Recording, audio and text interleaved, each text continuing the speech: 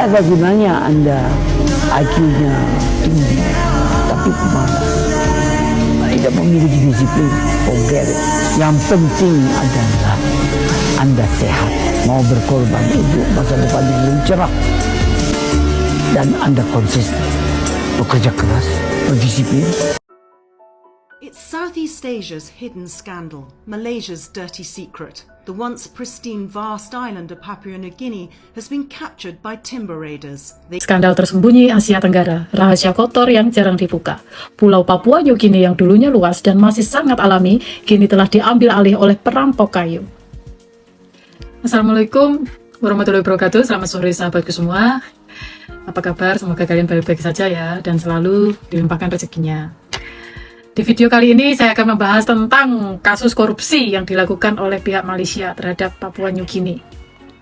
Seringkali kan ada komentar yang datang menyerang konten-konten saya yang selalu bilang kalau cuma Indonesia saja yang bermasalah korupsi, cuma Indonesia yang merusak alam, negara kami jauh lebih bersih, kayak gitu bla bla bla bla bla. Capek sih, muak sih saya lihatnya. Nah, sehari ini saya akan bagikan fakta resmi dari laporan investigasi terpercaya. Dan perlu saya tegaskan sejak awal ya, kasus ini tidak membahas kesalahan Indonesia dan tidak ada pihak Indonesia yang terlibat di dalamnya. Oke? Kita lihat saja apa yang terjadi di negara lain, supaya kita tidak tertipu narasi sepihak. Mari kita bahas bareng-bareng ya.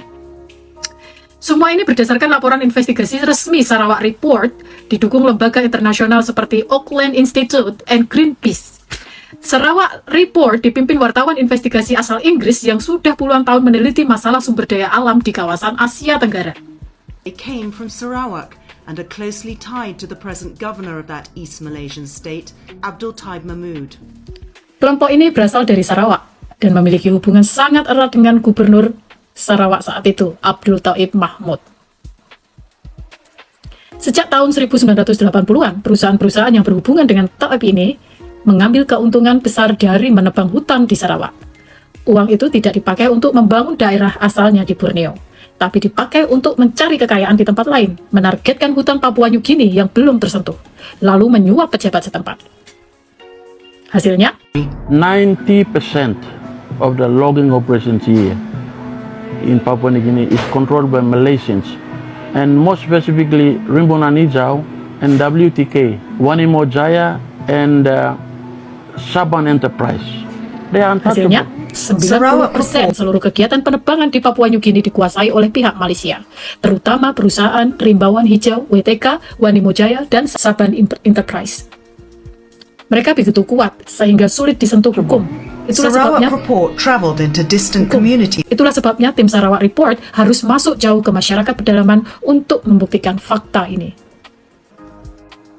Apa fakta yang ditemukan? Hutan murni Papua New Guinea yang dulunya sangat luas dan alami, kini 90% izin penebangannya dikuasai oleh perusahaan yang berakar dari Sarawak, Malaysia. Perusahaan seperti Rimbawan Hijau, WTK, Wanimo Jaya, dan Sabang Enterprise ini berhubungan erat dengan mantan pejabat tinggi Sarawak Abdul Taib Mahmud. Sejak tahun 1980-an, keuntungan hasil menebang hutan di Sarawak tidak dipakai untuk membangun daerah asalnya, tapi dialihkan untuk berekspansi ke Papua New Guinea. Di sana mereka menyuap pejabat setempat, menguasai izin secara tidak syah, mengambil kekayaan alam besar-besaran, sementara masyarakat adat lokal yang paling dirugikan. Sampai sekarang pun belum ada pertanggungjawaban yang nyata, belum ada hukuman berat, dan masalah ini masih berlanjut. Banyak yang ngomong, ala itu kan nggak ada hubungannya sama Semenanjung. Kata siapa? Pelaku utamanya memang dari jaringan di Sarawak, tapi karena ini bagian dari negara Federasi Malaysia, pemerintah pusat di Semenanjung juga punya tanggung jawab.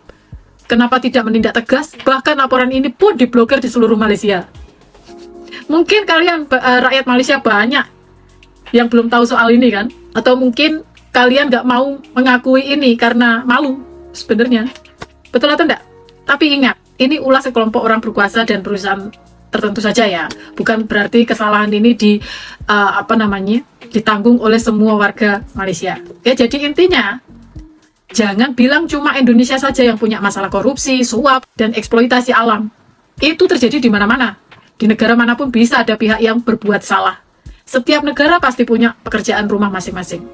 Mari kita perbaiki diri dan jangan saling menghina seolah kita paling sempurna.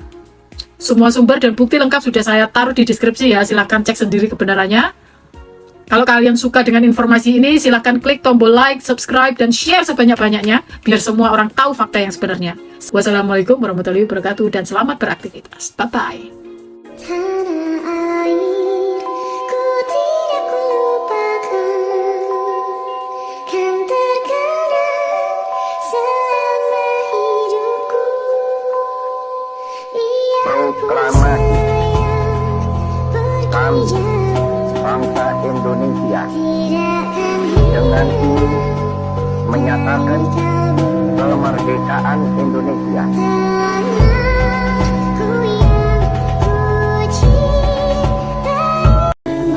Jakarta, 17 Agustus 1945, atas nama bangsa Indonesia, Soekarno, Hatta.